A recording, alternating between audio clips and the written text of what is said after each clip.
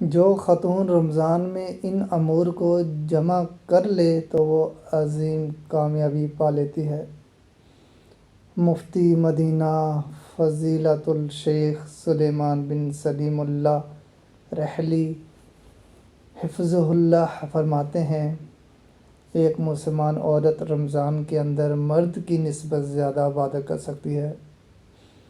وہ اس طرح کہ جب عورت رمضان میں شوہر کی اور گھر والوں کی خدمت کرتی ہے، اس کے لیے کھانا بناتی ہے، تو اس کے یہ سب امور عبادت ہے، بشرطیہ وہ ان پر اجر اور ثواب کی نیت رکھے، سو یہ اس کی نیکیوں میں اضافے کی ایک مستقل صورت ہے۔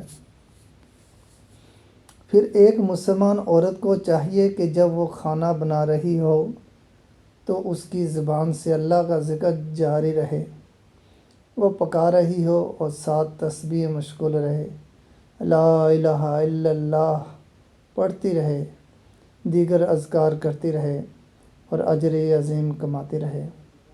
اس طرح رمضان میں کھانے پکانے کی مصروفیت اس کی عبادات پر اثر انداز نہیں ہوگی۔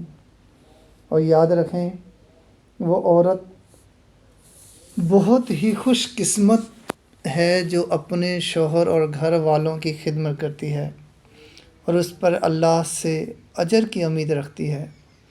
اس دوران وہ اللہ کے ذکر سے بھی غافل نہیں ہوتی، پھر فراغت میں حسب استطاعت عبادت بھی بجا لاتی ہے۔ ان سب امور کو جمع کرنے والی عورت رمضان میں عظیم کامیابی کو پا لیتی ہے۔